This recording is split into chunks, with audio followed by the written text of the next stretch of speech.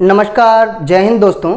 मैं अमरपाल सैनी एक बार फिर हाजिर हूं आप सभी के बीच एक नए टॉपिक और एक नई वीडियो के साथ।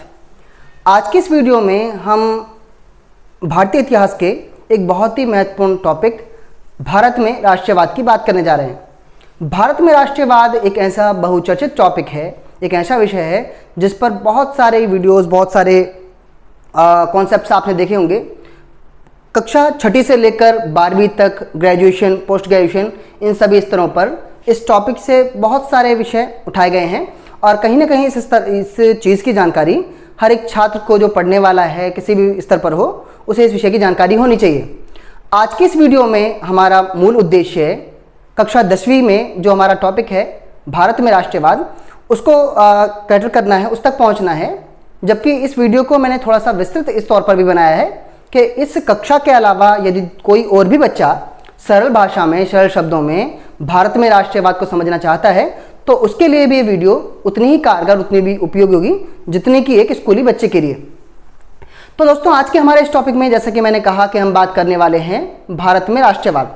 तो भारत में राष्ट्रवाद टॉपिक को समझने के लिए हम शुरुआत अपनी 1857 की क्रांति से ही करते हैं। अगर भारत में राष्ट्रवादी विचारधाराओं, भारत में राष्ट्रवादी सिद्धांतों की बात की जाए तो इसकी जड़ें, इसका जो मूल है वो कहीं ना कहीं हमारी 1857 की क्रांति तक जाता है। हम जैसा कि बात करें राष्ट्रवाद, तो राष्ट्रवाद के नाम पर भारत में पहली बार, यानी अपने राष्ट्र के प्रति निष्ठा, प्रेम, अपने राष्ट्र के प्रति अस्तित्ववादी भावनाएं जो भारत में पहली बार पनपी हैं, भारत में पहली बार जन्मी हैं, वो हमारी 1857 की क्रांति से ही शुरू होती हैं। 1857 की क्रांति को अगर मैं संक्षिप्त में यहाँ कहना चाहूँ, क्योंकि इसकी बारे में हम विस्तार से किसी अन्य वीडियो में बात करेंगे, तो 1857 की क्रांति को अगर हम देखें तो भारत में पहला ऐसा अवसर, भारत में पहला ऐसा मौका कि जब भारतीय लोगों ने अपने राष्ट्रीय प्रतीक चिन्हों के प्रति अपना भाव, अपनी निष्ठा प्रकट की और इस भावनाओं को इस रूप में प्रकट किया कि ब्रिटिशों के खिलाफ, ब्रिटिशों के विरुद्ध भारत में एक बहुत बड़ा आंदोलन, बहुत बड़ी क्रांति उठ खड़ी हुई। इसे हम 1857 क्रांति के नाम से जानते हैं। ये पहला अवसर था, पहला मौका था भारत में कि जब भारत ने अपने राष्ट्रवादी सिद्धांतों को मुखर तौर पर उजागर किया। तो आज की वीडियो में हम बात करें कि 1857 की क्रांति, हालांकि भारत में राष्ट्रवादी सिद्धांतों का, राष्ट्रवादी विचारधाराओं के पनपने का पहला अवसर, पहला मौका है, लेकिन यहाँ इस वीडियो में जब हम भारत के राष्ट्रवाद की बात करते हैं तो हम 1947 से पहले एक लंबा जो हमारा कालखंड रहा, एक लंबा एक जो समय अंतराल रहा, जिसे हम भारत में राष्ट्रवाद की गतिविधियों के तौर पर या भारत में राष्ट्रवादी आंदोलन के तौर पर हम देख सकते हैं, उसे हम भारत में राष्ट्रवाद टॉपिक के अंदर लेकर बात कर रहे हैं। इसमें कुछ जो मूल बातें हमें पता होनी चाहिए। तो देखिए, भारत में राष्ट्रवादी आंदोलन या भारत में राष्ट्रवादी गतिविधियों का संचालन करने में जो महत्वपूर्ण भूमिका रही है, उसमें भारतीय राष्ट्रीय कांग्रेस, जिसे आजकल हम कांग्रेस पार्टी के नाम से जानते हैं, इसका एक महत्वपूर्ण योगदान, इसका एक महत्वपूर्ण भूमिका रही है। साथ ही साथ हालांकि बहुत सारे लोगों ने भारत में राष्ट्रवादी गतिविधियों का संचालन करने में, भारत में राष्ट्रवादी विचारों को विस्तार देने में अपनी अहम भूमिका निभाई है, लेकिन इन सब लोगों के केंद्र बिंदु के तौर पर हम महात्मा गांधी को एक मुख्य किरदार, एक मुख्य भूमिका में लेकर चलेंगे।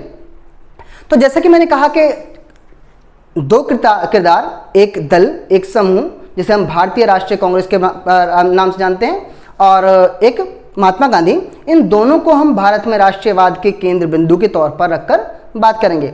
मैं एक बार स्पष्ट जरूर कर दूं कि जब हम भारतीय राष्ट्रीय कांग्रेस की बात करते हैं, या हमें अपने मन में, अपने दिमाग में विचार नहीं रखने की जरूरत है कि भारतीय राष्ट्रीय कांग्रेस आज वाली कांग्रेस की तरह थी।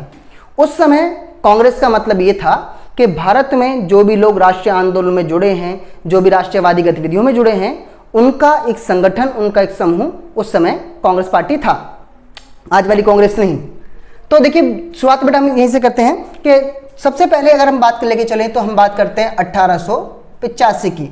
1885 में भारत में स्थापना होती है कांग्रेस पार्टी की। कांग्रेस पार्टी की स्थापना भारत में इस तौर पर की गई थी, हालांकि कुछ अन्य बातें, कुछ अन्य सिद्धांत भी हैं कांग्रेस दल, कांग्रेस पार्टी को लेकर। कुछ सिद्धांत इस तरह भी आते हैं कि कांग्रेस पार्टी के संस्थापक ए.ओ. ह्यूम एक अंग्रेज थे और कांग्रेस पार्टी की विचारधाराओं को लेकर, कांग्रेस पार्टी की स्थापना को लेकर किस उद्देश्य से कांग्रेस पार्टी की स्थापना की गई थी। कुछ विचार यहाँ से भी आते हैं कि कांग्रेस पार्टी की स्थापना भारत में 1857 क्रांति दोबारा ना हो, इसलिए भारतीय लोगों पर नियंत्रण और भारतीय लोगों पर एक कह सकते हैं कि दबाव बनाने के लिए कांग्रेस पार्टी की स्थापना की गई थी। किसी भी तौर पर किसी भी रूप में कांग्रेस पार्टी की स्थापना की गई हो, लेकिन कांग्रेस पार्टी का उद्देश्य उस समय, कांग्रेस दल का मतलब उस समय ये था कि जो भी लोग राष्ट्रवादी आंदोलन में जुड़ना चाहते हैं, राष्ट्रवादी आंदोलन का हिस्सा बनना चाहते हैं, उनका एक संयुक्त संगठन था कांग्रेस दल, कांग्रेस पार्टी। तो 1885 हमारे 1885 कांग्रेस पार्टी की स्थापना, और कांग्रेस पार्टी की स्थापना के से भी पहले भारत में एक किरदार का जन्म हुआ जिन्हें हम महात्मा गांधी के नाम से जानते हैं। तो अगर इस पूरे प्रक्रम को हम देखें तो 1885 में कांग्रेस पार्टी की स्थापना हो चुकी थी। कांग्रेस कमेटियों की जो शाखाएं हैं वो देश के कुछ हिस्सों में खुल चुकी थी, और एक कह सकते हैं कि आंशिक तौर पर एक आंदोलन, एक गतिविधि सी भारत में प्रारंभ होने लगी थी।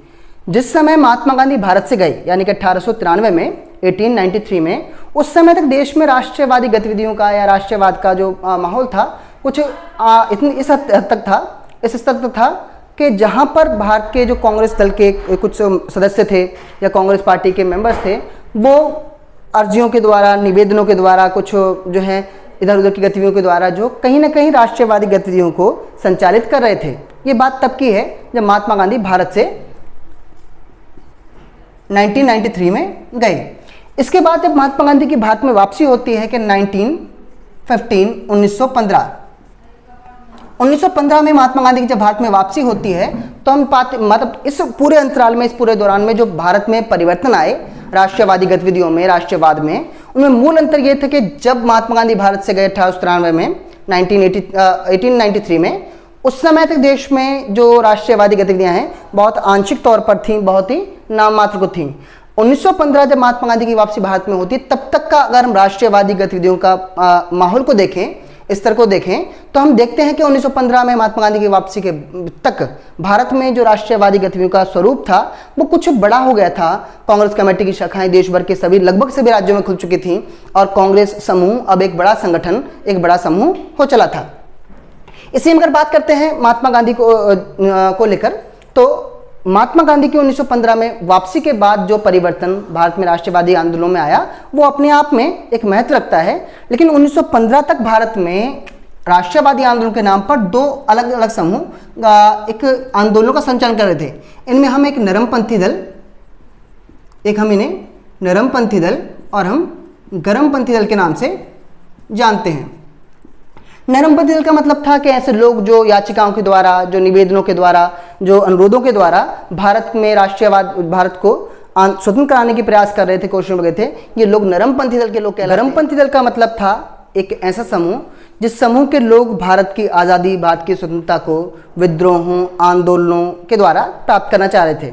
नरमपंथी और गरमपंथी दल, अगर इनमें हम लोगों की बात करें कि गरमपंथी दल के नेताओं की बात करें, नरमपंथी दल के नेताओं की बात करें, तो हम देखते हैं कि नरमपंथी लोग हैं उनमें गोपाल कृष्ण गोखले, इस समय की अगर बात करते हैं गोपाल कृष्ण गोखले इत्यादि जो लोग थे वो नरमपंथी दल के नेताओं में शुमार थे।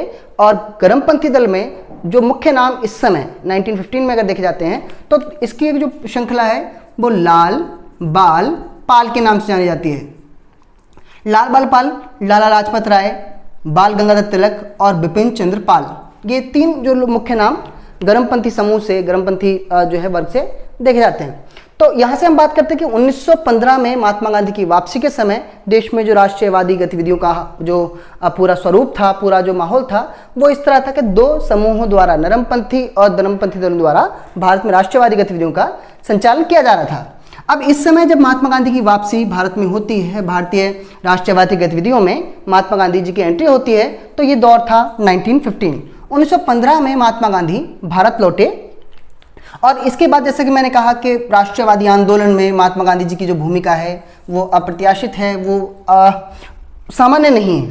तो ऐसे में देखते हैं, हम शुरुआत यहीं से करते हैं कि हमें जानकारी है कि 1914 में 1914 में महात्मा गांधी ने साउथ अफ्रीका में, दक्षिण अफ्रीका में महात्मा गांधी जो थे वो अपना पहला सफल आंदोलन, दक्षिण अफ्रीका में महात्मा गांधी ने अपना जो पहला सफल आंदोलन था, दक्षिण अफ्रीका में महात्मा गांधी का पहला आंदोलन हुआ था 1914 में। और यह आंदोलन किस वजह से था? यह आंदोलन था रंग भेद के खिलाफ, नस्ल भेद के खिलाफ। यह आंदोलन था सत्याग्रह, रंग भेद के विरुद्ध यह आंदोलन था। महात्मा गांधी द्वारा अगर बात की जाए कि पहला आंदोलन कब और किस देश में किया गया, तो 1914 में दक्षिण अफ्रीका में रंग भेद के खिलाफ सत्याग्रह, नस्ल भेद के खिलाफ सत्याग्रह महात्मा गांधी का पहला आंदोलन है। जैसा कि मैंने पहले भी कहा कि इस वीडियो में हम बड़ा एक सरल भाषा में, एक सरल शब्दों में अपने पूरे राष्ट्रवादी आंदोलन का या भारत में राष्ट्रवादी गतिविधियों का एक खाका देखते हुए चल रहे हैं कि जो 10वीं क्लास के बच्चों और 12वीं क्लास के जो बच्चे हैं उन्हें इस पूरे घटनाक्रम को एक मोटे तौर पर समझने में आसानी हो, उन्हें सहूलियत हो। विस्तार से हम इन सभी टॉपिक्स पर अपनी अलग वीडियोस में बात करते रहेंगे। तो 1914 के बाद महात्मा गांधी को हम देखते हैं कि 1915 में जब महात्मा गांधी की भारत में वापसी होती है, तो भारत वापसी के बाद महात्मा गांधी के राजनीतिक सलाहकार, महात्मा गांधी के राजनीतिक सलाहकार कहें या उनके मित्र कहें, कौन? गोपाल कृष्ण गोखले। एक नाम यहां पर आता है, गोपाल कृष्ण गोखले।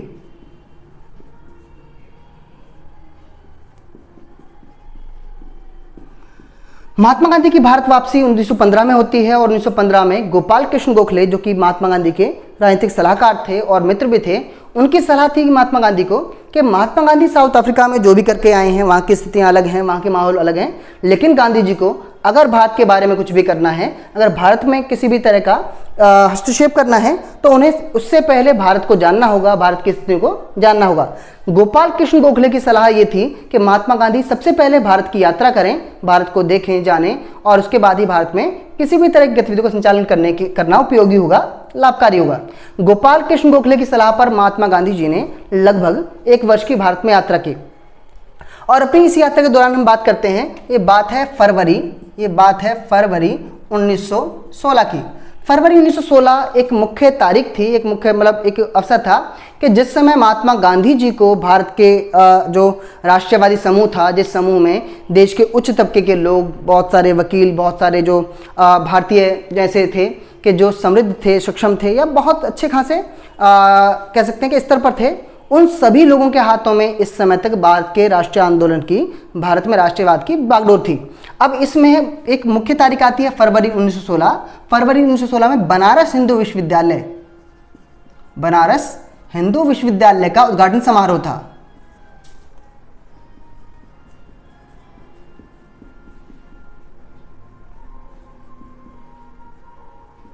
बनारस हिंदू विश्वविद्यालय का उद्घाटन समारोह था।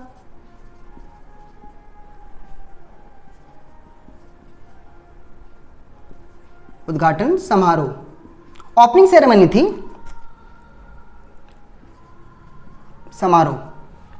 तो देखिए अगर इस तिथि को और इस अवसर को हम लेते हैं तो फरवरी 1916 में बनारस हिंदू विश्वविद्यालय का उद्घाटन समारोह था और बनारस हिंदू विश्वविद्यालय का भारत में बनाया जाना भारतीय लोगों की एक बड़ी उपलब्धि, बड़ी एक अचीवमेंट के तौर पर देखी जा रही थी कि औपनिवेशिक काल में, औपनिवेशिक शासन में भारतीय लोगों ने अपना एक विश्वविद्यालय स्थापित किया और उसका उद्घाटन होने जा रहा था। इस खास अवसर पर देश की बड़ी बड़ी हस्तियों को, बहुत सारे कांग्रेस पार्टी के बहुत सारे बड़े बड़े नेताओं को इस अवसर पर, इस मौके पर आमंत्रित किया गया था और महात्मा गांधी को इस मौके पर आमंत्रित इसलिए किया गया था क्योंकि महात्मा गांधी दक्षिण अफ्रीका में, साउथ अफ्रीका में एक सफल आंदोलन के बाद भारत लौटे थे, भारत में उनकी वापसी हुई थी।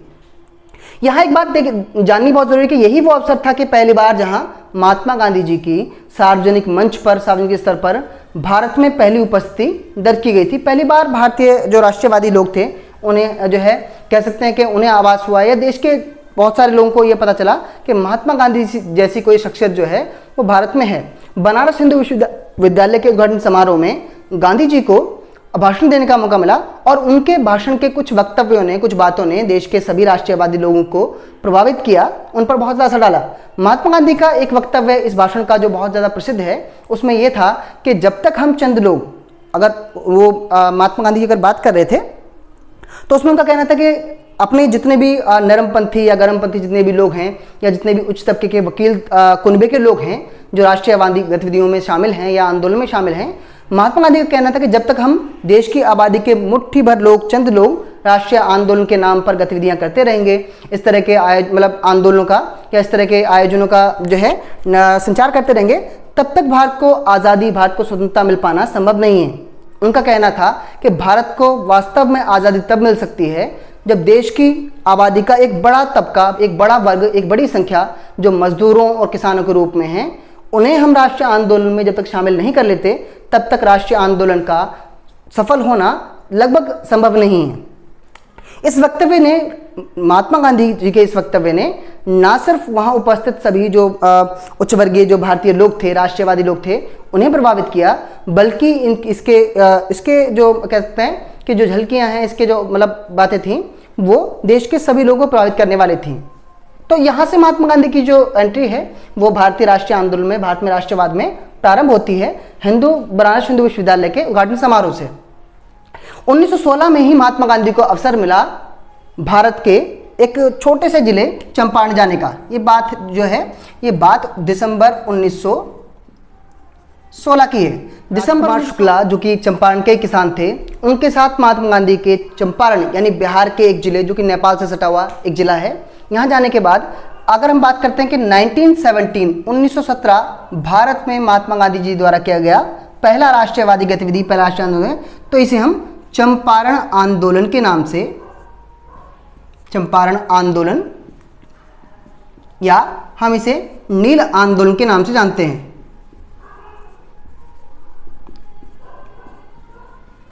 चंपारण आंदोलन या नील आंदोलन के नाम से जानते हैं। अगर इसे हम संक्षिप्त में बात करें कि क्या मामला था चंपारण का, तो चंपारण जो कि बिहार का एक जिला है, नेपाल के पास है, नेपाल से सटा हुआ है, इस जिले में जो वहाँ के किसान थे उनसे नील की खेती कराई जा रही थी और किसान को अपनी ज़मीन के एक विशेष हिस्से पर नील की खेती करना अनिवार्य था। और साथ ही साथ क्योंकि ये नील ब्रिटेन के कपड़ा उद्योग के लिए बहुत ज़्यादा महत्वपूर्ण था, इसीलिए एक कहते हैं कानून के तौर पर था कि किसानों को अपना राजस्व नील के लिए ही जो है, मतलब नील के रूप में ही भुगतान करना था, देना था। बाद में सिंथेटिक नील बनने के कारण जो कंपनी थी, ईस्ट इंडिया कंपनी या जमींदार थे, उन्होंने किसानों के द्वारा उगाए जाने वाले नील को कर के रूप में लेने से मना कर दिया। इससे किसानों की जो फसलें थी, जो मतलब उनकी जो पैदावार थी, वो तो प्रभावित हुई, लेकिन साथ ही साथ नील जो था वो अब किसानों के लिए व्यर्थ था और साथ में ब्रिटिश ईस्ट इंडिया कंपनी ने भी इस नील को लेने से मना कर दिया था। यहाँ समस्या उत्पन्न हुई कि एक तरफ तो किसानों से जबरदस्ती बलपूर्वक नील की खेती कराई जाती थी और अब उनकी फसलों को, इनकी नील की खेतों को वापस, मतलब जो जमींदार थे वो राजस्व के रूप में लेने से मना कर रहे थे। यहाँ किसानों के इस मामले में महात्मा गांधी का हस्तक्षेप रहा और क्योंकि इस मतलब आंदोलन के बाद किसानों को उन पर लगाए गए कर से 25% की छूट दी गई और साथ ही साथ किसानों को नील की खेती से मुक्ति मिली। ये सफलता थी नील आंदोलन की, चंपारण आंदोलन की, और ये गतिविधि भारत में महात्मा गांधी द्वारा की गया राष्ट्रीयवादी गतिविधियों में, राष्ट्रीय आंदोलन में पहली मतलब घटना थी 1917 में।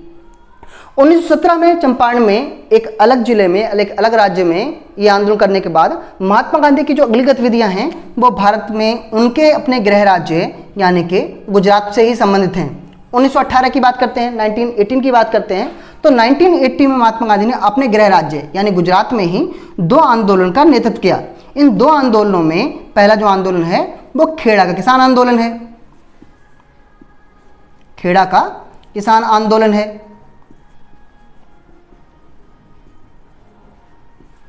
है और दूसरा अहमदाबाद का मजदूर आंदोलन है।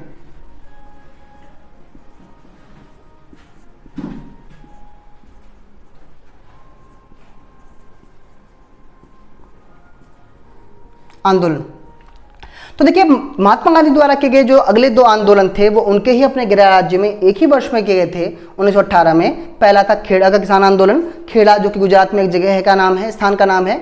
वहाँ के किसानों की फसलें मतलब सूखा पड़ने की वजह से फसलें बर्बाद हो गई थी और किसान अपने राजस्व में छूट के लिए, अपने राजस्व में रियायत के लिए आंदोलन कर रहे थे। इस आंदोलन का नेतृत्व महात्मा गांधी जी ने किया और इसीलिए यहाँ ये आंदोलन सफल रहा। इसे हम खेड़ा के किसान आंदोलन के नाम से जानते हैं। और दूसरा आंदोलन अहमदाबाद का, अहमदाबाद एक जो बड़ा शहर है गुजरात में, अहमदाबाद के गुजरात के अहमदाबाद में एक मजदूर आंदोलन था। एक कपड़ा मिल के जो मजदूर थे वो अपनी अच्छी सेवा शर्तों के लिए, अच्छे वेतन के लिए आंदोलन कर रहे थे और महात्मा गांधी के हस्तक्षेप के द्वारा इस आंदोलन को भी सफलता मिली। इस तरह महात्मा गांधी ने 1918 में अपने ही गृह राज्य, अपने ही राज्य में 2 बड़े आंदोलन की सफलता की। अगर अब तक के महात्मा गांधी के जो राष्ट्रीय आंदोलन में, राष्ट्रवादी गतिविधियों में भूमिका है उसको हम देखें, या राष्ट्रीय आंदोलन में बाकी जितने भी लोग महात्मा गांधी के साथ थे उन सबकी गतिविधियों देखें, तो अभी तक भारत में 1918 तक केवल स्थानीय आंदोलन, केवल स्थानीय गतिविधियां हो रही थी। मैं जो भी बच्चे इस वीडियो को देख रहे हैं उन्हें सलाह जरूर देना चाहूँगा कि आप अपने साथ कॉपी और पेन लेकर ज़रूर बैठें और हम जो भी चीज़ें यहाँ बात कर रहे हैं उन्हें नोट्स के तौर पर आप अपनी कॉपी में ज़रूर नोट करें, ये आपको आगे भी काम आएंगे। तो इसके बाद हम बात करते हैं तो 1918 के अपने स्थानीय आंदोलनों के बाद हम बात करने जा रहे हैं कि अब वो मौका आया, वो अवसर आया कि जब महात्मा गांधी ने राष्ट्रीय स्तर पर एक बड़े स्तर पर एक बड़े आंदोलन का नेतृत्व किया और यह आंदोलन था 1919 का। 1919 में रॉलेट एक्ट के खिलाफ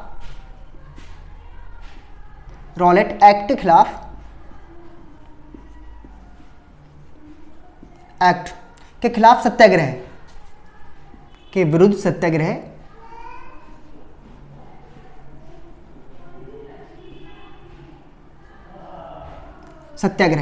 तो देखिए महात्मा गांधी के अभी तक के जो भी आंदोलन थे वो स्थानीय थे, चंपारण में हुआ, खेड़ा में हुआ, अहमदाबाद में हुआ, लेकिन अब महात्मा गांधी एक राष्ट्रव्यापी एक देश में के स्तर पर आंदोलन का नेतृत्व करने जा रहे थे। यह आंदोलन था रॉलेट एक्ट के खिलाफ सत्याग्रह।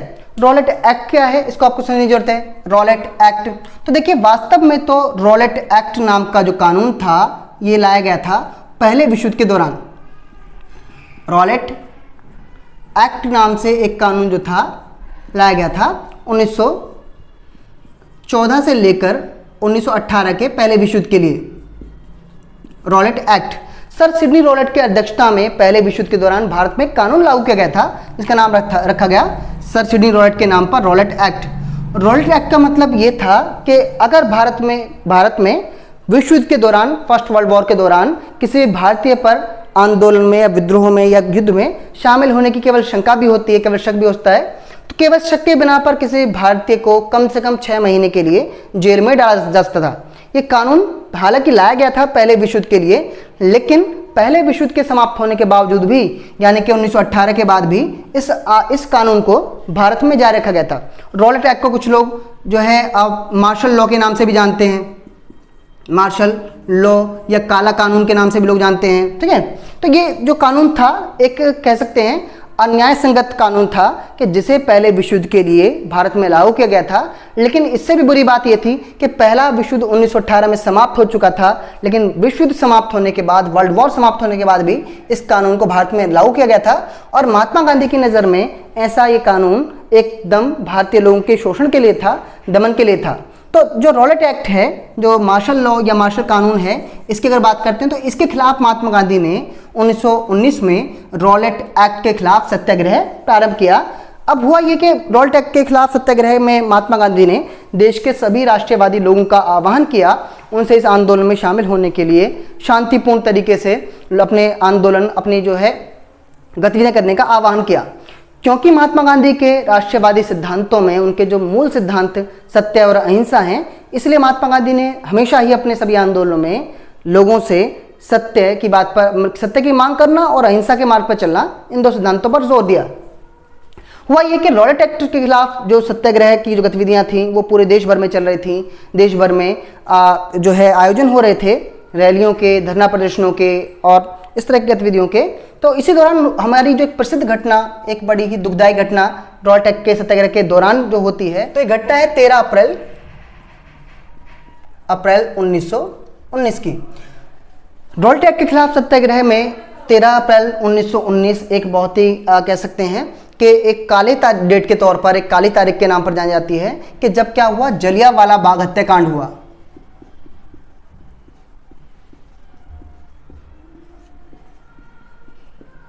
जलियांवाला बाग हत्याकांड की अगर बात करें तो कि इसी तरह के एक धरना प्रदर्शन का आयोजन पंजाब के अमृतसर के पास एक जगह है जलियांवाला बाग। जलियांवाला बाग जो वास्तव में एक स्थान है, एक सार्वजनिक जो है स्थल है कि जहां पर एक मैदान है। अब जलियांवाला बाग हत्याकांड में कुछ जो बातें कही जाती हैं, उस दिन बैसाखी का दिन था और बहुत सारे लोग बैसाखी के मेले में भी गए हुए थे, लेकिन जिस स्थान की हम बात कर रहे हैं वहां पर बहुत सारे आंदोलनकारी लोग कह सकते हैं कि सत्याग्रह में शामिल होने के लिए वहां उपस्थित हुए थे, वहां इकट्ठा हुए थे जलियांवाला बाग नामक स्थान पर, इस मैदान में, इस ग्राउंड में। हुआ ये कि इस समय जो पंजाब के पुलिस कमिश्नर थे, जिनका नाम है इसका नाम है डायर, जनरल एडोल्फ डायर इसका व्यक्ति का नाम है। तो जैसे ही एडोल्फ डायर को इस बात की सूचना मिली कि भाई जलियांवाला बाग में बहुत सारे लोग आंदोलन के लिए या फिर इस तरह के सत्याग्रह के लिए इकट्ठा हुए हैं, उसने अपने पुलिस बल के साथ वहां पहुंचकर इस पूरी भीड़ पर, जलियांवाला बाग में जो भी महिलाएं, बुजुर्ग, बच्चे उपस्थित थे, उन सब पर निर्मम गोलियां चलवा दी और पूरी भीड़ को मार दिया गया। इस तरह अगर हम देखते हैं कि सरकारी रिपोर्टों के अनुसार, उस समय की जो पुलिस रिपोर्टें हैं उनके अनुसार, इस पूरे क्रम में, इस पूरे घटनाक्रम में करीब 400 लोग मारे गए, परंतु उस समय के भारतीय लेखक, भारतीय जो दस्तावेज हैं, वो 1000 से भी अधिक लोगों के मारे जाने की पुष्टि करते हैं। 130 जो लाशें थीं वो जलियांवाला बाग में जो एक कुआं उपस्थित था, कुएं से निकाली गई थी। तो एक बड़ा ही कह सकते हैं कि दर्दनाक घटना भारत के राष्ट्रीय आंदोलन में जो है हुई, और 13 अप्रैल 1919 को एक बड़ी कीमत चुकानी पड़ी।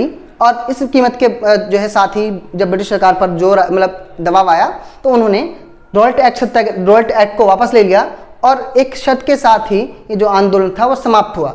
ये बात 1919 की है और भारतीय राष्ट्रीय आंदोलन में या भारत में राष्ट्रवादी गतिविधियों में एक महत्वपूर्ण घटना के तौर पर हम जलियांवाला बाग हत्याकांड को लेकर चलते हैं, मानते हैं।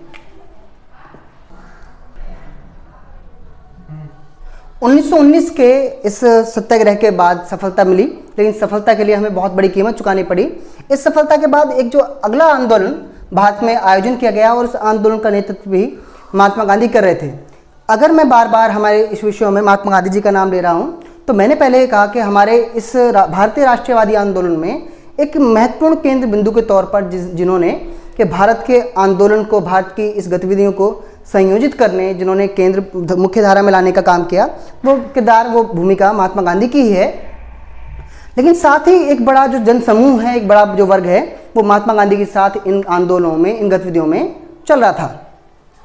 तो 1920 की अगर बात करते हैं भारत में राष्ट्रीयवादी आंदोलन के स्वरूप में, तो हम पाएंगे 1920 में भारत में एक आंदोलन जिसका प्रारंभ किया गया, ये आंदोलन है असहयोग आंदोलन।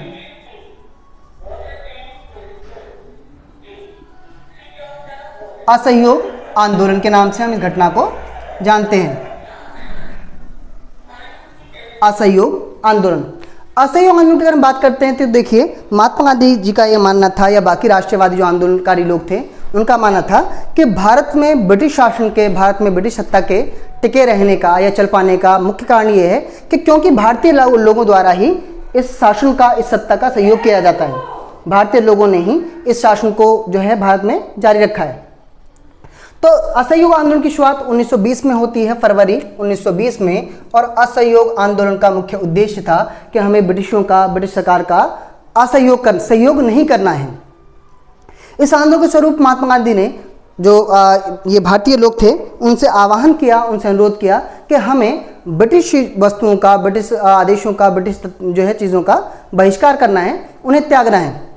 तो असहयोग आंदोलन की रूपरेखा पूरे देश भर में देखी जाती है और पूरे देश भर में इस तरह के आंदोलनों का, इस तरह के जो है कार्यक्रमों का आयोजन किया गया कि जहां पर भारतीय लोगों ने विदेशी वस्तुओं, विदेशी वस्त्रों का बहिष्कार किया, उन्हें त्याग दिया। असहयोग आंदोलन ठीक ठाक चल ही रहा था और असहयोग आंदोलन के साथ साथ हम जब बात करते हैं कि भारत में चल रहे खिलाफत आंदोलन, मैं इसकी अलग से बात करूंगा, खिलाफत आंदोलन, खिलाफत आंदोलन को भी हम यहाँ पर जिक्र के तौर पर करेंगे। खिलाफत आंदोलन, तो उससे पहले हम बात कर लें अपने असहयोग आंदोलन की। असहयोग आंदोलन पूरे देश भर में व्याप्त था, पूरे देश भर में चल रहा था, और असहयोग आंदोलन के दौर की एक घटना है जिसे हम जानते हैं चोरा चोरी अग्निकांड के नाम से। चोरा चोरी अग्निकांड, अग्निकांड, और ये घटना है फरवरी 1922 की। देखिए 1920 से भारत में असहयोग आंदोलन प्रारंभ था, चल रहा था, और इसी क्रम में, इसी आंदोलन के दौरान फरवरी 1922 में करीब 2 साल बाद एक घटना घटती है जिसको हम चोरा चोरी अग्निकांड के नाम से जानते हैं। ये चोरा चोरी अग्निकांड की घटना को अगर थोड़ा संक्षिप्त में समझें तो क्या है कि देखिए, जैसे ही देश भर में आंदोलन चल रहा था उस समय गोरखपुर, उत्तर प्रदेश की घटना है। उत्तर प्रदेश के गोरखपुर में एक स्थान है चोरा चोरी, और वहां पर एक आंदोलनकारियों का जुलूस, आंदोलनकारियों की जो एक मंडली है वो एक पुलिस थाने के सामने से गुजर रही थी, और पुलिस थाने, उस समय की जो पुलिस मतलब थे तो भारतीय लोग, लेकिन उनमें रुतबा, उनमें जो गुमान था वो इस बात का था कि वो ब्रिटिश पुलिस में है, ब्रिटेन की पुलिस में। तो जब एक मंडली वहाँ से गुजर रही थी तो ऐसा कहा जाता है कुछ तथ्यों के आधार पर कि उस मंडली या उस टुकड़ी जो मतलब वहाँ से आंदोलनकारियों को गुजर रही थी, उस पर पुलिस ने अभद्र टिप्पणियाँ की या उन्हें शायद मारा भी हो, ठीक है। और इस तरह क्योंकि उन लोगों को लगता था कि जो लोग हैं, भारतीय लोग हैं, वो बड़े शांतिपूर्ण हैं, बड़े संवेदनशील हैं और उनके साथ कैसा भी व्यवहार किया जाए वो लोग प्रतिक्रिया नहीं देने वाले। ऐसा शायद उस समय के उन पुलिस अधिकारियों को या पुलिस वालों को लगता हो कि भाई जो लोग हैं वो सब गांधी जी के विचारों पर चलने वाले हैं, गांधी जी के विचारों से प्रभावित हैं और उनके साथ कैसा ही व्यवहार किया जाए वो लोग पलटकर वार नहीं करेंगे, पलटकर जवाब नहीं देंगे। लेकिन हुआ क्या कि जो घटना थी चोरा चोरी अग्निकांड की, कि जब पुलिस वालों ने उनके साथ जो जा रहे थे शांतिपूर्ण रूप से लोग अपनी अनशन में, रैली में, उन पर अभद्र टिप्पणियाँ और शायद जो है उन पर लाठियाँ वगैरह भी चलाई हों। इसकी प्रतिक्रिया से गुस्साए जो लोग थे, जो आंदोलनकारी लोग थे, उन्होंने उन सभी पुलिस वालों को पुलिस चौकी में बंद कर दिया। पुलिस वालों को लगता होगा कि ये सभी लोग जो हैं गांधी जी के अनुयायी हैं, लेकिन उन्हें शायद ये भी नहीं पता था कि ये सभी लोग कब भगत सिंह बन बैठेंगे, उनको अनुमान भी ना होगा। तो ये जो पूरी मतलब मंडली थी, उन्होंने उन पुलिस वालों को पुलिस चौकी में बंद किया और 20 पुलिस वालों को चौकी सहित जो है बहिष्कार कर दिया, त्याग कर दिया, क्योंकि गांधी जी का था कि है ना कि विदेशियों का बहिष्कार करना है। अब पुलिस वाले विदेशी थे, तो ऐसा उस घटना में हुआ कि जिसमें चोरी अग्निकांड में 20 पुलिस वाले जलकर मारे गए। इसको हम चोरा चोरी अग्निकांड के नाम जानते हैं। और चोरा चोरी अग्निकांड के बाद महात्मा गांधी ने सत्य और अहिंसा का उल्लंघन हुआ था, इसीलिए महात्मा गांधी ने फरवरी 1922 में ही, यानी जैसे ये घटना घटती है, अपने आंदोलन को वापस ले लिया। यानी कि जो असहयोग आंदोलन को उन्होंने वापस लेने की घोषणा कर दी। आंदोलन वापस लिया महात्मा गांधी ने, लिया फरवरी 1922 में। तो देखिए महात्मा गांधी द्वारा फरवरी 1922 में अपने आंदोलन को वापस ले जाने का कारण आपसे पूछा जाता है, तो आप चोरा चोरी अग्निकांड में महात्मा गांधी के सिद्धांत यानी कि सत्य और अहिंसा का उल्लंघन हुआ। उनका कहना था कि जिस आंदोलन में, जिस गतिविधि में अहिंसा हुई हो, लोग जो है मारे गए हों, उस घटना से, उस गतिविधि से मेरा कोई ताल्लुक संबंध नहीं है, इसलिए महात्मा गांधी ने अपने इस आंदोलन को वापस ले लिया। इसी के साथ हम जिक्र कर लें खिलाफत आंदोलन की। देखिए ये वो समय अवधि है 1920 की, 1920 की, कि जब 1920 में विश्व भर में एक आंदोलन और साथ साथ चला था जिसका नाम था खिलाफत आंदोलन। खिलाफत का मतलब था कि जितने भी उस समय के मुस्लिम राष्ट्र हैं और जहाँ, तो 1920 में ही एक और आंदोलन खिलाफत आंदोलन के तौर पर भारत में चल रहा था। ये वो दौर था जब विश्व भर में जितने भी मुस्लिम देश हैं, जितने भी अरबिक देश हैं, वो देश भी औपनिवेशिक शासन से मुक्ति पाने के प्रयास कर रहे थे, कोशिश कर रहे थे, और अपने देशों में खिलाफत का मतलब है कि जहाँ पर एक मुस्लिम शासक शासन करता हो उसे खिलाफत, खलीफा जो शासन पहले से रहा उसकी स्थापना पुनः करने की कोशिश कर रहे थे। तो खिलाफत आंदोलन उस समय भारत में भी प्रारंभ हुआ और भारत में इस आंदोलन को शुरुआत करने के बाद महात्मा गांधी जी ने इस आंदोलन को अपने असहयोग आंदोलन से जोड़ने की कोशिश की, अपने इस आंदोलन से जोड़ने का प्रयास किया। क्यों किया? महात्मा गांधी का मानना था कि जो खिलाफत आंदोलन के लोग हैं वो भी प्रयास वही कर रहे हैं कि भाई जो ब्रिटिश शासन है, ब्रिटिश सत्ता है, उसकी समाप्ति हो और देश में अपने स्वतः जो शासन हो, और महात्मा गांधी का उद्देश्य वही था। तो महात्मा गांधी को लगा कि खिलाफत आंदोलन और असहयोग आंदोलन को अगर एक साथ जोड़ दिया जाए तो इससे भारत के आंदोलन को, भारत की जो मतलब गतिविधि हैं उनको बल मिलेगा। लेकिन अगर आपसे पूछा जाता है कि भाई महात्मा गांधी खिलाफत आंदोलन को असहयोग आंदोलन से क्यों नहीं जोड़ पाए, क्यों अटैच नहीं कर पाए, तो इसका कारण ये था कि जब तक खिलाफत आंदोलन भारत में प्रारंभ होता तब तक असहयोग आंदोलन जो है हमारा बंद किया जा चुका था चोरा चोरी अग्निकांड की वजह से। इसीलिए इस आंदोलन को इस आंदोलन से नहीं जोड़ा जा सका। अब आगे हम बात करते हैं, ये बात 1922 की है और 1922 में हुआ ये कि भाई महात्मा गांधी के खिलाफ राष्ट्रद्रोह का आरोप लगा और 1922 में 1922 में मार्च 1922 की ये बात है, मार्च 1922 में महात्मा गांधी को जेल, मतलब महात्मा गांधी के खिलाफ राष्ट्रद्रोह का आरोप लगा और महात्मा गांधी को इस समय जेल जाना पड़ा। 1922 में महात्मा गांधी को जेल जाना पड़ा और उन्हें 6 साल की जेल हुई। इसमें एक दिलचस्प बात यह है कि जिस समय महात्मा गांधी के खिलाफ ये आरोप लगा कि महात्मा गांधी ने राष्ट्रद्रोह किया है, यानी कि उस समय की जो ब्रिटिश सरकार है उसके खिलाफ लोगों को भड़काया है, उसके खिलाफ लोगों को उकसाया है और जिसकी वजह से चोरा चोरी अग्निकांड में पुलिस वाले, जो ब्रिटिश पुलिस वाले हैं, उनकी हत्या कर दी गई है। इसका आरोप गांधी जी पर लगा और गांधी जी जो थे उन्हें जेल जाना पड़ा। हालांकि महात्मा गांधी को 6 साल की जेल हुई थी। दिलचस्प बात यह है कि जो न्यायाधीश, जो जज महात्मा गांधी की उस समय पेशी जिस कोर्ट में हुई, उस कोर्ट के जो जज थे उनका नाम था C.N. ब्रूमफील्ड। इस व्यक्ति का नाम है C.N. ब्रूमफील्ड।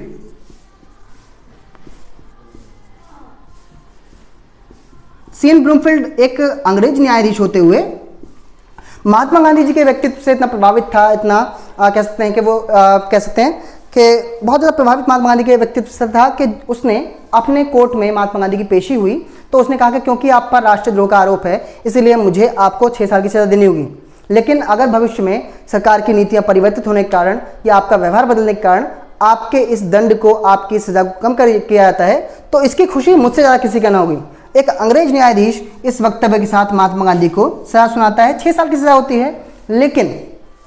लेकिन इस 6 साल की सज़ा के बाद महात्मा गांधी 1924 में, मात्र 2 साल बाद ही जेल से वापस लौट आते हैं अपने खराब स्वास्थ्य के कारण। तो जेल से महात्मा गांधी की जो वापसी होती है वो 1924 से होती है। खराब स्वास्थ्य के चलते 1924 में महात्मा गांधी को जेल से रिहा कर दिया जाता है, छोड़ दिया जाता है। और 1924 में महात्मा गांधी जी ने जेल से वापस आने के बाद जो भारत में राष्ट्रीयवादी गतिविधियां हैं, राष्ट्रवादी आंदोलन हैं, उनमें जल्दी से किसी भी गतिविधि में भाग नहीं लिया। कारण ये था कि महात्मा गांधी अब ये ऐसा मानते थे कि भारत में आंदोलन से पहले बहुत सारी चीज़ें वो ज़रूरी हैं कि सुधारात्मक तौर पर करनी ज़रूरी हैं। महात्मा गांधी को लगता था कि भारत में अगर ब्रिटिश शासन 1924 में ही समाप्त हो जाता है, अंग्रेज भारत को छोड़ के चले जाते हैं, तो भारत की स्थितियाँ ऐसी हैं कि जहाँ पर भारत स्वतः अपने ऊपर निर्भर नहीं है, भारत को बहुत सारी दिक्कतें होंगी। महात्मा गांधी का मानना यह था कि भारत को सबसे पहले आत्मनिर्भर होना पड़ेगा, आर्थिक रूप से, सामाजिक रूप से, और उसके बाद ही भारत से ब्रिटिशों को विदा करना, ब्रिटिशों की जो निकासी है वो सार्थक होगी, वो कारगर सिद्ध होगी।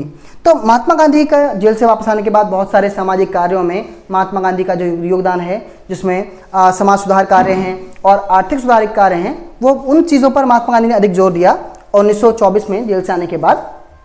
हालांकि इस समय की कुछ और गतिविधियां जो उस समय हुई हैं, जैसे हम 1928 की बात करें, 1928 की बात करें, 1928 में साइमन कमीशन का विरोध हुआ।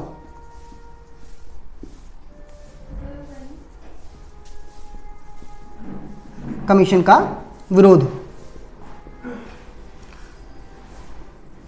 1928 में साइमन कमीशन का विरोध हुआ। और साइमन कमीशन के अगर को हम थोड़ा सा समझें कि साइमन कमीशन क्या था और इसका विरोध क्यों हुआ, तो देखिए, सर साइमन एक व्यक्ति था, अंग्रेज अधिकारी था, और सर साइमन की अध्यक्षता में भारत एक कमेटी भेजी गई थी, जिस कमेटी को काम ये सौंपा गया था कि उसे भारत में ब्रिटिश शासन की जो व्यवस्थाएं हैं उनका आकलन करना था। उन्हें जांच करनी थी कि भारत में ब्रिटिश शासन कैसा चल रहा है, अच्छा चल रहा है या बुरा चल रहा है, इसकी जांच करनी थी साइमन कमीशन को।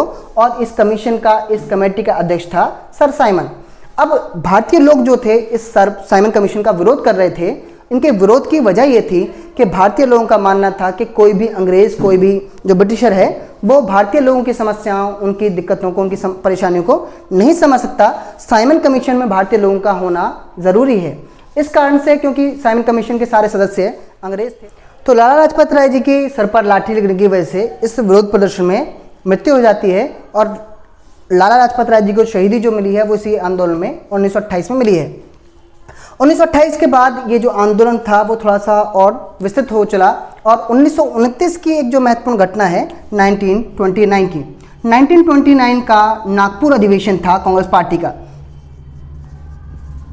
नागपुर अधिवेशन।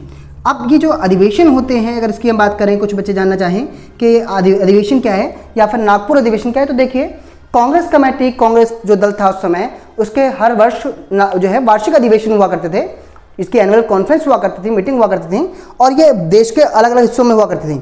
हम 1929 की बात कर रहे हैं। 1929 में नागपुर अधिवेशन जो कांग्रेस पार्टी का हुआ, ये एक महत्वपूर्ण अधिवेशन के नाम से जाना जाता है, महत्वपूर्ण अधिवेशन के तौर पर जाना जाता है। तो नागपुर अधिवेशन जो कि नागपुर में हुआ था, महाराष्ट्र, उस समय आजकल का महाराष्ट्र, इस अधिवेशन में 2 महत्वपूर्ण निर्णय, 2 महत्वपूर्ण फैसले किए गए। इन फैसलों में जो पहला फैसला था कि भाई कांग्रेस पार्टी का अध्यक्ष बनाया गया पंडित जवाहरलाल नेहरू को।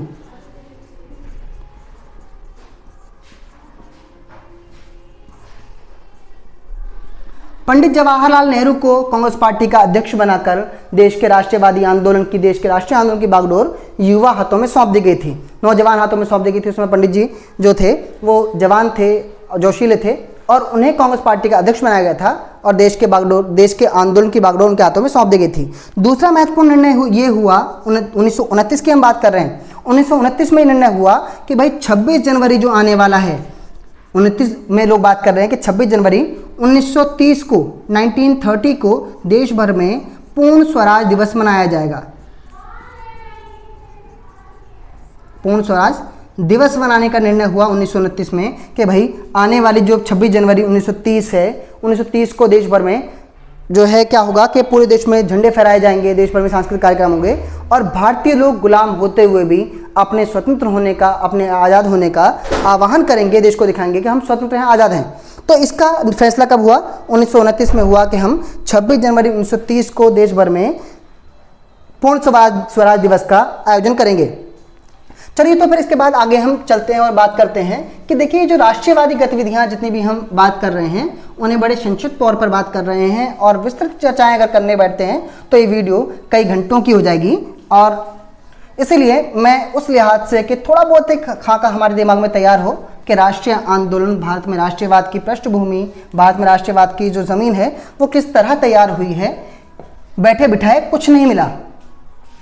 हमने बात की कि तय हो चुका था 1929 में कि भाई 26 जनवरी 1930 को 1930 को पूरे देश में पूर्ण स्वराज दिवस मनाया जाएगा। ये फैसला हुआ था और जैसा फैसला हुआ था वैसा ही हुआ कि 26 जनवरी 1930 को पूर्ण स्वराज दिवस देश भर में कांग्रेस कमेटी के सदस्यों ने या कहें कि राष्ट्रीयवादी आंदोलनकारी लोगों ने पूरे देश भर में पूर्ण स्वराज दिवस मनाया। पूर्ण स्वराज का मतलब पूरे देश पर स्वराज, खुद का राज होगा, इस तरह का आह्वान, इस तरह का जो कहते हैं कि एक तरह से ललकार भारतीय लोगों ने भरी 1930 में 26 जनवरी को। ये आंदोलन कहें, इसे गतिविधि कहें कि 26 जनवरी 1930 को देश भर में कांग्रेस कमेटी के सदस्यों ने, राष्ट्रीयवादी लोगों ने देश भर में झंडे फहराए। जो समय का तिरंगा हमारा झंडा है उसको फहराया गया और देश भर में सांस्कृतिक कार्यक्रम के द्वारा देश भर में स्वराज दिवस यानी कि स्वतंत्रता दिवस 1930 में मनाया गया। इस स्वतंत्रता दिवस के जो कारण बहुत सारे जो राष्ट्रवादी नेता थे, बहुत सारे जो लोग थे, उन्हें जेल कर दी गई थी। जेल भरो आंदोलन के तौर पर इसको देखा गया और करीब करीब अनुमान ये लगाया जाता है कि 56,000 लोगों को इस समय जेल जाना पड़ा, केवल देश में, अपने ही देश में स्वतंत्रता दिवस मनाने के लिए, आज़ादी का दिन मनाने के लिए। ये बात 1930 की है, ये 26 जनवरी की बात है। महात्मा गांधी, हालांकि बहुत सारे जो लोग थे वो जेल जा चुके थे, लेकिन महात्मा गांधी अभी भी बाहर थे। तो महात्मा गांधी ने अभी, क्योंकि हालात बहुत कहते हैं गर्म थे और गांधी जी को लगता था कि अभी लोहा गर्म है, जितने हथौड़े पड़ जाएं उतने ठीक हैं, तो महात्मा गांधी ने तुरंत एक के बाद एक जो है एक दूसरी गतिविधि को भी 1930 में ही अंजाम दिया और इसे हम बात करते हैं। ये गतिविधि है 12 मार्च से लेकर 6 अप्रैल 1930 की ये घटना है। 12 मार्च 1930 से लेकर और 6 अप्रैल 1930 तक इसे हम दांडी यात्रा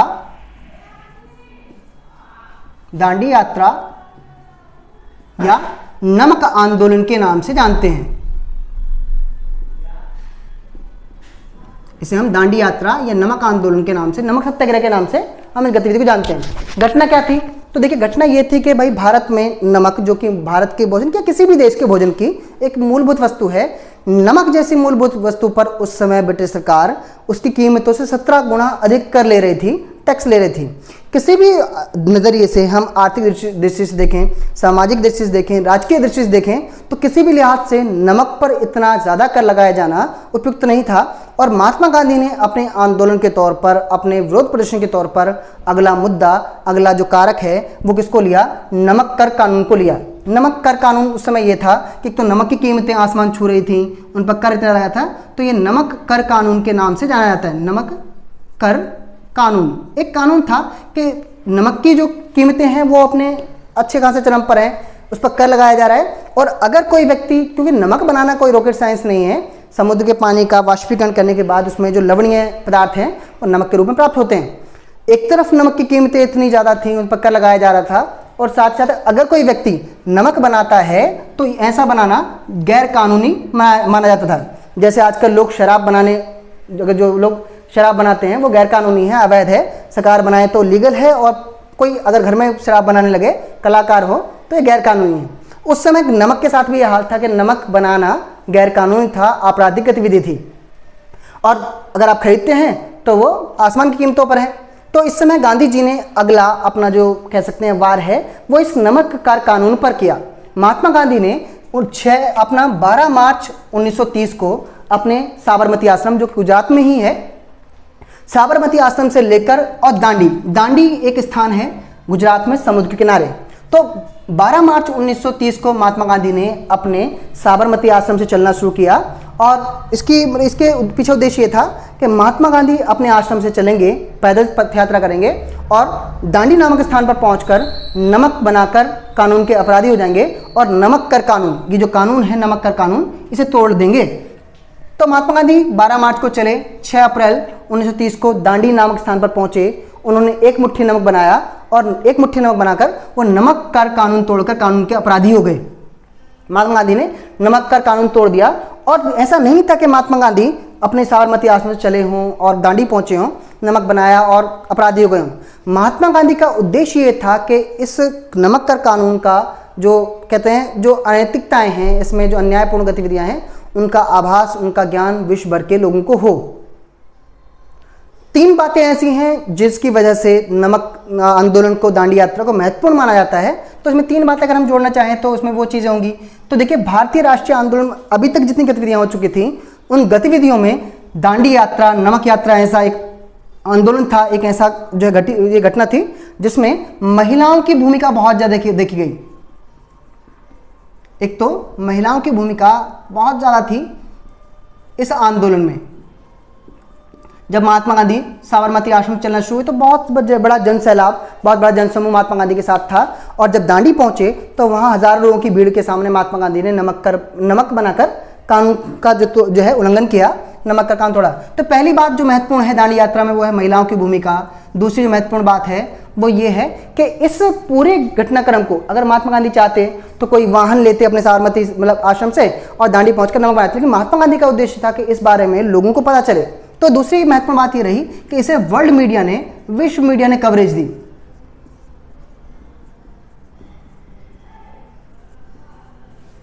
विश्व मीडिया की कवरेज इस पूरे क्रम को, यानी कि दांडी यात्रा को मिली, जिसकी वजह से पूरे विश्व में ये संदेश पहुंचा कि भारत में ब्रिटिश सरकार इस तरह का भी कोई अनैतिक कर लगा रही है।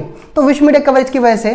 और तीसरा, इसी आंदोलन के बाद अंग्रेजों को या ब्रिटिश सरकार को आभास हो चला था कि अब उनका भारत में राशन पानी ज़्यादा दिन का नहीं है। तो इसमें बात कर सकते हैं हम कि ब्रिटिश शासन को आभास, ब्रिटिश शासन को लगा कि अब उनका भारत में ज़्यादा दिन का राशन पानी, ज़्यादा दिन का हिसाब किताब नहीं है।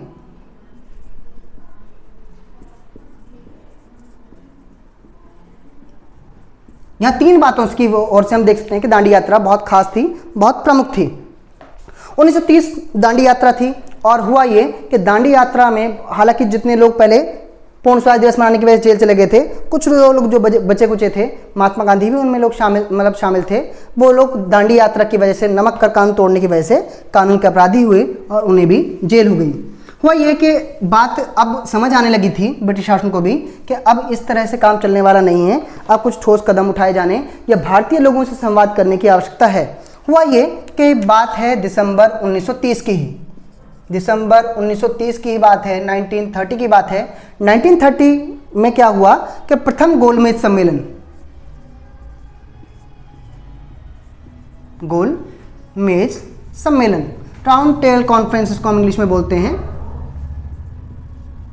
अब ब्रिटिश शासन को जब एहसास हुआ, ये लगा कि भाई अब भारतीय लोगों से बात करनी पड़ेगी, राष्ट्रवादी लोगों से बात करनी पड़ेगी, इस तरह अब काम चलने वाला नहीं है। तो हुआ ये कि दिसंबर 1930 में प्रथम गोलमेज सम्मेलन, फर्स्ट राउंड टेबल कॉन्फ्रेंस का आयोजन लंदन में, ब्रिटेन में किया गया। अब ये जो कुछ बच्चे पूछते हैं कि ये गोलमेज सम्मेलन क्या होता है, तो गोलमेज सम्मेलन में बेटा कोई रॉकेट साइंस नहीं है। एक राउंड टेबल यानी गोल टेबल होती है जिसके मतलब इर्द गिर्द बैठकर लोग मीटिंग करते हैं। राउंड टेबल का मतलब जहाँ पर सभी लोगों को एक दूसरे का चेहरा दिखाई दे, इसका मतलब ये राउंड टेबल कॉन्फ्रेंस, गोलमेज सम्मेलन। गोलमेज सम्मेलन का आयोजन 1930 में हुआ दिसंबर में, लेकिन पहला गोलमेज सम्मेलन असफल रहा। पहला जो गोलमेज सम्मेलन था वो असफल रहा। अब पता लगा कि असफल क्यों रहा, ठीक है। तो अंग्रेजों ने जब मतलब हुई कि भाई पहला गोलमेज सम्मेलन असफल रहा। क्यों असफल रहा? क्योंकि जिन लोगों से बात करनी थी ब्रिटिश शासन को, लंदन के लोगों को, ब्रिटेन के लोगों को, वो लोग आंदोलन इस सम्मेलन में पहुंचे ही नहीं। अब जब पता लगा कि क्यों नहीं पहुंचे तो पता चला भारतीय लोग तो जेल में बंद हैं। भाई जिन लोगों से बात करनी है वो लोग जेल में बंद है। कुछ लोग चले गए पूर्ण स्वराज दिवस मनाने की वजह से, और कुछ लोग चले गए नमकदान यात्रा की वजह से, नमक आंदोलन की वजह से। जब लोग जेल में बंद है तो कॉन्फ्रेंस में कहाँ से पहुंचेंगे, सम्मेलन में कहाँ से पहुंचेंगे? पहला आंदोलन, जो पहला सम्मेलन था, पहला गोलमेज सम्मेलन, वो असफल रहा। क्यों रहा? क्योंकि भारतीय राष्ट्रीयवादी नेताओं ने इस आंदोलन में, इस सम्मेलन में भाग नहीं लिया।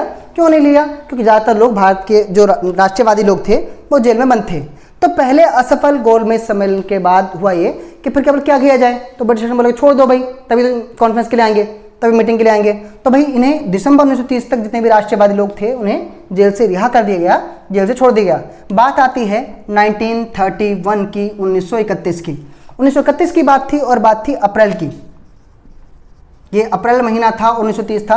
अब हालांकि गांधी जी को और बाकी राष्ट्रवादी लोगों को छोड़ा जेल से इसलिए गया था कि भाई वो लोग कॉन्फ्रेंस में भाग लें, वो बातचीत करें ब्रिटिश शासन से। लेकिन इधर जो गांधी जी थे और बाकी लोग थे वो अपनी अलग प्लानिंग कर रहे थे, अपनी अलग योजना बना रहे थे। जैसे अप्रैल 1931 आया तो महात्मा गांधी ने एक और आंदोलन जो है वो सामने रख दिया। इसको हम जानते हैं सविनय अवज्ञा आंदोलन।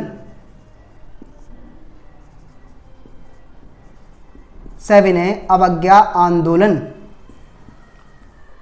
तो ये हमारा सविनय अवज्ञा आंदोलन। सविनय का मतलब सविनय, बड़े विनम्रता के साथ, बड़े विनय के साथ, बड़ी तहजीब में।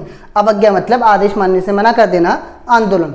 महात्मा गांधी ने कहा कि भाई देखिए ये ब्रिटिश शासन के लोग हैं, वो भारत में इसलिए टिके हुए हैं कि हम हाँ जी सर जी करके इनकी बातें मानते हैं, इनके सारे आदेशों की क्या करते हैं, आगे का पालन करते हैं। तो इसीलिए भारत में ब्रिटिश शासन टिका हुआ है। इसके शासन को उखाड़ फेंकने का तरीका ये है कि हम इनकी अवज्ञा करें, इनके आदेशों को मानने से, आदेशों का पालन करने से मना कर दें, लेकिन तमीज में मना करना है, यानी विनय के साथ जो है मना करना है। तो यहाँ था सविनय अवज्ञा आंदोलन, यानी बड़े तमीज में, बड़े पोलाइटली उनके आदेशों को मानने से मना कर देना। ठीक है कि श्रीमान जी भाड़ में जाइए, हम आपके आदेशों का पालन नहीं कर रहे हैं, हम आपकी बात नहीं मान रहे। यह आंदोलन था सविनय अवज्ञा आंदोलन 1931।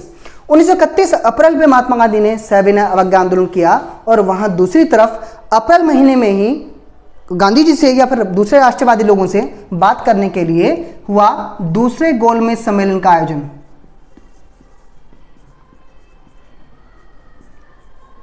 दूसरे गोलमेज सम्मेलन का आयोजन लंदन में किया गया, क्योंकि इस समय, जिस समय दूसरे गोलमेज सम्मेलन का आयोजन किया गया अप्रैल 1931 में, उस समय भारत के वायसराय लॉर्ड के पद पर, वायसराय लॉर्ड वो व्यक्ति होता है कि जो उस समय का भारत का सबसे बड़ा अधिकारी होगा अंग्रेजों में, उसका पद का नाम है viceroy Lord.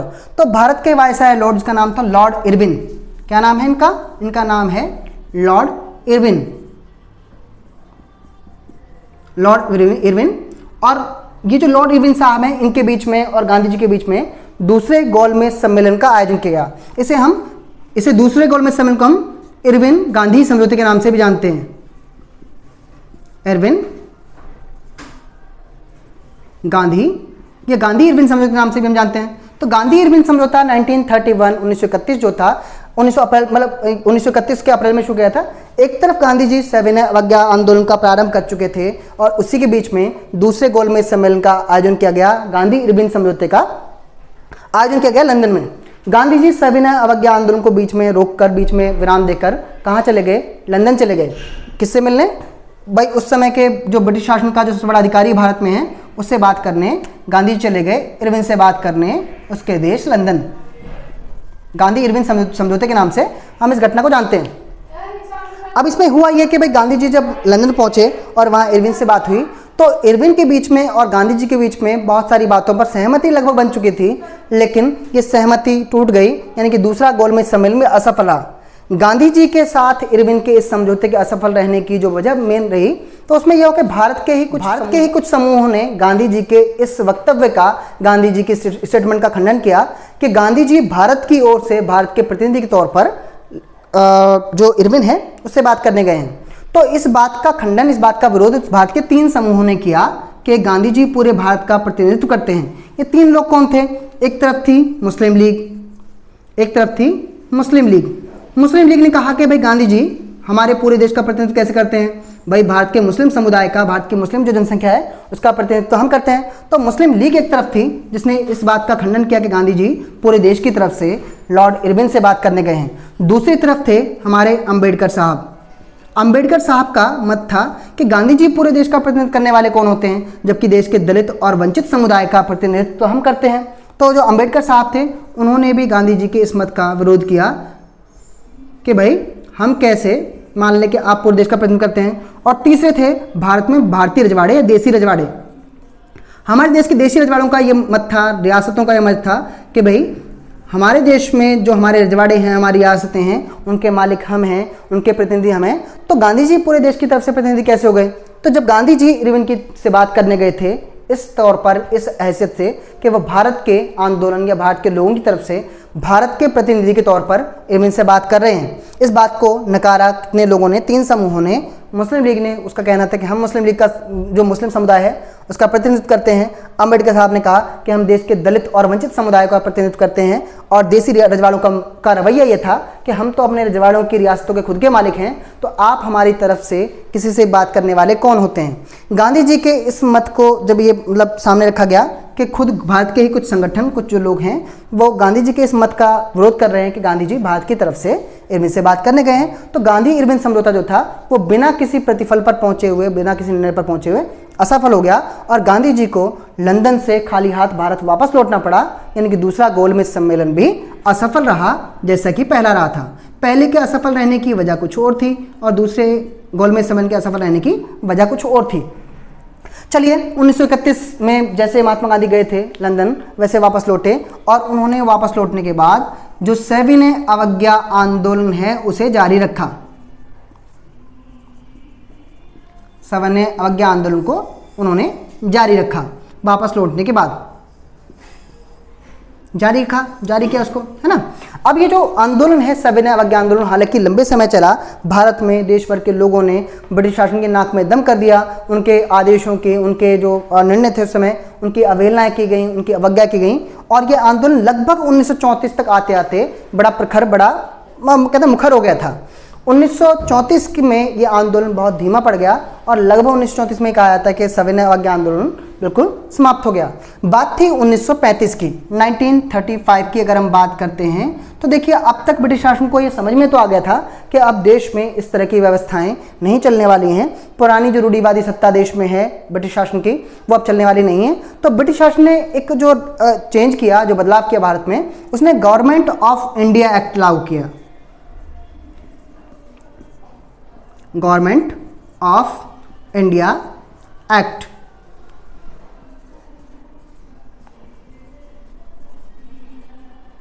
Government of India act. तो भाई 1935 में कहीं ना कहीं हम कह सकते हैं कि अब तक हुए जो आंदोलन थे, अगर हम यात्रा शुरू करें 1917 से चंपारण आंदोलन से और 1935 तक आते आते भारत में बहुत सारे आंदोलन का नेतृत्व हो चुका था। ब्रिटिश शासन को भी बात समझ आ गई थी कि अब भारतीय लोगों को भारतीय सत्ता में साझेदारी देना, उन्हें हिस्सेदारी देना अब अनिवार्य हो चला है, अब इसके बिना काम चलने वाला नहीं है। नतीजा 1935 में 1935 में ब्रिटिश शासन तैयार हुआ गवर्नमेंट ऑफ इंडिया एक्ट बनाने के लिए। ये गवर्नमेंट ऑफ इंडिया एक्ट, अगर आप संविधान की जब बात करेंगे, भारतीय संविधान की, तो वहाँ पाएंगे कि बहुत बड़ा हिस्सा हमारे संविधान में 1935 के गवर्नमेंट ऑफ इंडिया एक्ट से ही लिया गया है। ये संविधान एक तरह का संविधान था, गवर्नमेंट ऑफ इंडिया एक्ट, जो ब्रिटिश शासन ने बनाया था 1935 में भारतीय राष्ट्रीय आंदोलन की एक सफलता के रूप में, एक परिणाम के रूप में 1935 का हमारा government of India act. Government of India act में बहुत सारे प्रावधान किए गए। प्रांतीय स्तर पर चुनावों में और केंद्रीय स्तर के चुनावों में भारतीय लोगों को सदस्यता दी गई और इस तरह के प्रावधान इस गवर्नमेंट ऑफ इंडिया एक्ट में थे, जिसमें कहीं ना कहीं भारतीय लोगों को ये दिलासा देना था या आश्वासन देना था कि अब भारत की सत्ता, भारत के शासन में आपकी भी हिस्सेदारी होगी, आपकी भी भागीदारी होगी। 1935 में गवर्नमेंट ऑफ इंडिया एक्ट के लागू होने के बाद इसके अनुसार 1937 में देश में प्रांतीय चुनाव कराए गए। प्रांतीय यानी कि जो राज्य स्तरीय चुनाव हैं उनका आयोजन 1937 में देश में हुआ। प्रांतीय चुनाव की अगर हम देखें परिणामों की, तो प्रांतीय चुनावों में देश में कांग्रेस पार्टी को जो सामान्य जो इलाके हैं, सामान्य जनसंख्या वाले इलाके हैं, वह बहुमत मिला और मुस्लिम बहुल इलाकों में इसको मुस्लिम लीग को सफलता मिली। ये बात 1937 की है। 1937 में प्रांतीय चुनाव हुए, भारतीय प्रतिनिधि चुने गए। भारतीय जो लोग थे वो आंशिक तौर पर ही सही, लेकिन राजनीति में वो लोग सत्ता में आने का उनको अवसर मिला। ये बात है 1937 के प्रांतीय चुनावों की। पद मिले, भागीदारी मिली, वहाँ तक ठीक थी, लेकिन ये सब कुछ अभी भी पराये हाथों में था, पराये धन में था। एक परिवर्तन जो होता है वो होता है 1939 में। 1939 अगर आपको याद हो तो ध्यान रहे, ये वो दौर था जब सेकेंड वर्ल्ड वॉर, दूसरा विश्व युद्ध प्रारंभ हो गया था। 1939 में जब दूसरा विश्व युद्ध प्रारंभ हुआ, सेकेंड वर्ल्ड वॉर प्रारंभ हुआ। अगर आपको जानकारी हो तो आज तक विश्व में 2 ही विश्व युद्ध हुए हैं। पहला हुआ 1914 से लेकर 1918 तक, और दूसरा हुआ 1939 से लेकर 1945 तक। आज तक वर्ल्ड में फर्स्ट वर्ल्ड वॉर और सेकेंड वर्ल्ड वॉर ही हुए हैं। ये सामान्य जानकारी मैं मानता हूं कि सभी बच्चों को होनी चाहिए। तो ये सेकेंड वर्ल्ड वॉर जो था 1939 में शुरू हुआ, और 1939 में जब ये विश्व युद्ध शुरू हुआ तो भारतीय लोग जो 1937 के चुनावों में जीतकर प्रतिनिधि बने थे, उन्होंने ब्रिटिश शासन के सामने, या कहें कि कांग्रेस पार्टी ने ब्रिटिश शासन के सामने ये प्रस्ताव रखा कि अगर आप विश्व युद्ध, अब देखिए शुरू तो 1939 में हुआ है, लेकिन उन्होंने मतलब भारतीय प्रतिनिधियों ने जो 37 के चुनाव में जो चुनाव जीतकर प्रतिनिधि बने थे, उन्होंने ब्रिटिश शासन के सामने प्रस्ताव रखा कि आप अगर जो द्वितीय विश्व युद्ध है, सेकेंड वर्ल्ड वॉर है, इसके समाप्त होने के बाद हमें यानी कि भारतीय लोगों को स्वतंत्र करने का आश्वासन देते हैं, आप ये वादा करते हैं कि जब भी बंद हो, अभी तो पता नहीं किसी को कब बंद होगा, 39 में शुरू तो हुआ है, लेकिन ये 39 का युद्ध कब बंद होगा किसी को पता नहीं था। लेकिन भारतीय लोगों ने, ये भारतीय प्रतिनिधियों ने ये प्रस्ताव रखा कि देखिए, अगर आप हमें इस युद्ध के बाद, विश्व युद्ध के बाद अगर हमें स्वतंत्र करने का आश्वासन दें, वादा करें, तो हम सेकेंड वर्ल्ड वॉर में आपकी सहायता करेंगे, आपकी मदद करेंगे। ऐसा प्रस्ताव किसने रखा? कांग्रेस पार्टी ने ब्रिटिश शासन के सामने रखा। तो ब्रिटिश शासन उस समय अपनी आभा में था, पूरा विश्व का ताकतवर देश होने की आभा में था कि हम अपने गुलामों से, कि जो हमारे अधीन हैं, हमारे उपनिवेश हैं, उनसे किस बात की सहायता लेने लगे। तो इस प्रस्ताव को ब्रिटिश शासन ने बड़े गुमान के साथ, बड़े अहंकार के साथ ठुकरा दिया कि हमें तुम्हारी सहायता की कोई जरूरत नहीं है, तुम खुद हमारे गुलाम हो, हम तुम्हारी सहायता क्यों लेंगे। तो इसके जब ब्रिटिश शासन ने इनके प्रस्ताव को, भारतीय कांग्रेस के इस प्रस्ताव को ठुकरा दिया, प्रत्युत्तर में जितने भी लोग प्रांतीय चुनावों में 1937 के चुनाव में जीते थे, उन लोगों ने अपने पदों से इस्तीफा दे दिया, अपने पदों को छोड़ दिया।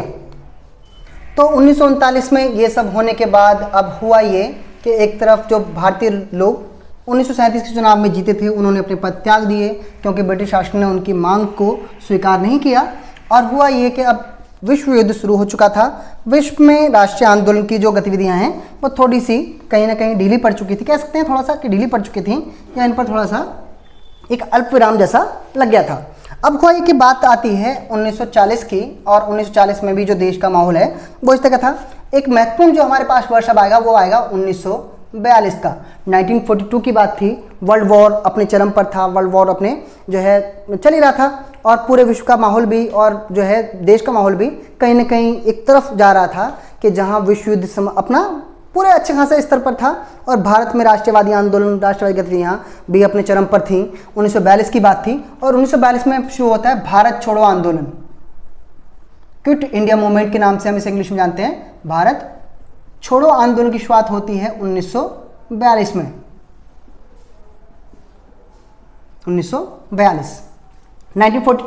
1942 में भारत छोड़ो आंदोलन के साथ एक तरह से कह सकते हैं कि भारत का सारा जो जनसमूह है, सारे जो लोग हैं, वो इस बात पर उतर आए थे कि अब ब्रिटिशों को भारत से रवाना करने, भारत से विदा करने का समय आ गया है। और इस समय तक गांधी जी भी जो थे एकदम करो या मरो वाली स्थिति में थे कि भाई भारत से ब्रिटिशों को, इन जो है विदेशियों को बाहर निकालना है। 1942 की बात थी। हालांकि 1942 में भारत छोड़ो आंदोलन के दौरान ही जो क्रिस्प कमीशन था वो भारत आया।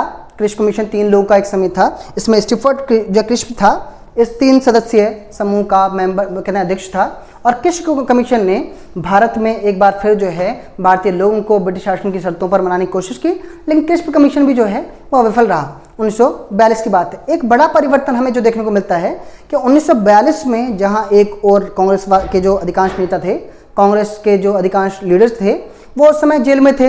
भारत छोड़ो आंदोलन की वजह से जेल भरो आंदोलन 1942 में चल रहा था। लोग उतरे हुए थे कि या तो हमें स्वाधीनता चाहिए या आज़ादी चाहिए, या फिर हमें जो है जेल में डाल दो। इस तरह की गतिविधियां 1942 में चल रही थी। 1942 के बाद ये भारत छोड़ो आंदोलन एक तरफ कह सकते हैं कि पूरे देश के राष्ट्रीयवादी आंदोलन को एक दिशा दे रहा था, एक आयाम दे रहा था। उसके बाद आती है बात 1945 की, 1945 की, और 1945 में विश्व युद्ध समाप्त हो जाता है। विश्व युद्ध की समाप्ति 1945 में हो जाती है। सेकेंड वर्ल्ड वॉर अगस्त 1945 के आसपास बंद होता है और अगस्त 1945 तक आते आते ब्रिटेन की ताकतें सेकेंड वर्ल्ड वॉर में, क्योंकि बहुत ज़्यादा जान माल का नुकसान हुआ, तो ब्रिटेन की ताकतें भी क्षीण हो चली थी, बहुत कमज़ोर हो चली थी, और अब लगने लगा था ब्रिटेन को भी कि भारत को उन्हें मुक्त करना ही होगा, भारत से औपनिवेशिक शासन को अब उठाना होगा, वापस लेना होगा।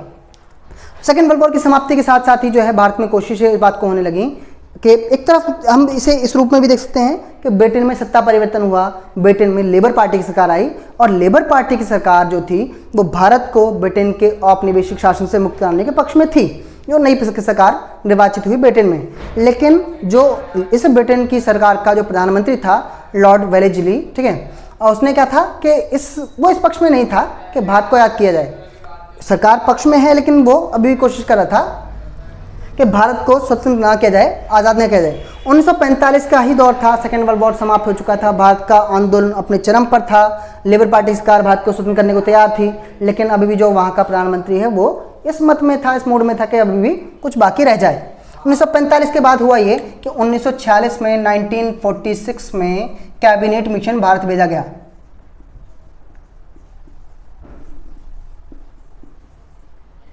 कैबिनेट मिशन भारत आया। कैबिनेट मिशन जो है भारत के आने की जो वजह ये थी कि एक बार फिर जो आखिरी असफल कोशिश ब्रिटिश शासन ने की कि किसी तरह से 1937 में जो चुनाव हुए हैं या उसके बाद चुनाव हुए हैं, इन प्रतिनिधियों के साथ मिलकर भारत में कैबिनेट का एक मंत्रिमंडल का गठन किया जाए और भारत में कैसे भी सही, किस तरह भी सही, ये जो मतलब कह सकते हैं कि ब्रिटिश सत्ता है वो बच जाए, वो रह जाए, इस बात की कोशिश कैबिनेट मिशन ने 1946 में की। 1946 में कैबिनेट मिशन के साथ वार्ता कांग्रेस की और मुस्लिम लीग की टूट जाती है और 1946 में कैबिनेट मिशन के साथ ही वार्ता टूटने के साथ साथ उसी दिन क्या होता है कि जो हमारी मुस्लिम लीग है वो इस बात की घोषणा करती है, मुस्लिम लीग घोषणा करती है कि भाई हम कितनी तारीख को 16 अगस्त 1946 को 1946 को पूरे देश में प्रत्यक्ष कार्यवाही दिवस मनाएंगे।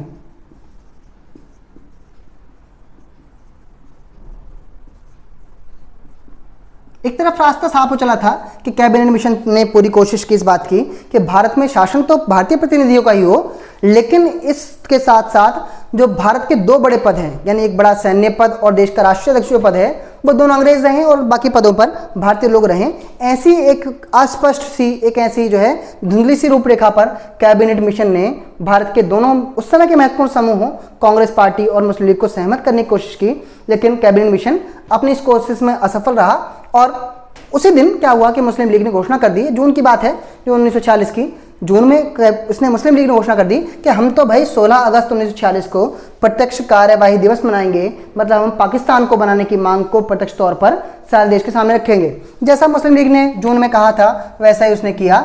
16 अगस्त 1946 को पूरे देश में प्रत्यक्ष कार्यवाही दिवस मनाया गया। मुस्लिम लीग ने देश भर में जो है आंदोलनों के द्वारा या इस तरह की कुछ रैलियों या अनशनों के द्वारा पाकिस्तान को बनाए जाने की मांग को और अधिक प्रखर और अधिक मुखर तौर पर देश के सामने रखा। हुआ यह कि देश में इसी दिन यानी कि 16 अगस्त 1946 को ही देश के अलग अलग हिस्सों में दंगे भड़क उठे। देश में आंदोलन, मतलब दंगे ही इनको बोलेंगे, और ये दंगे 1946 में शुरू जो हुए ये भारत की आज़ादी, भारत का बंटवारा से होते हुए 1948 तक जाते हैं। 1948 तक इस दंगों की जो मतलब कहते हैं कि छवियां हैं, जो प्रभाव दिखाई देने को मिलता है। 46 में ये सब हुआ और जब लगने लगा दिसंबर तक आते आते, यानी दिसंबर 1946 तक लगने लगा था सभी को कि अब देश जो है वो कहीं ना कहीं ब्रिटिश शासन से निकलकर भारतीय लोगों के हाथ में आ जाएगा।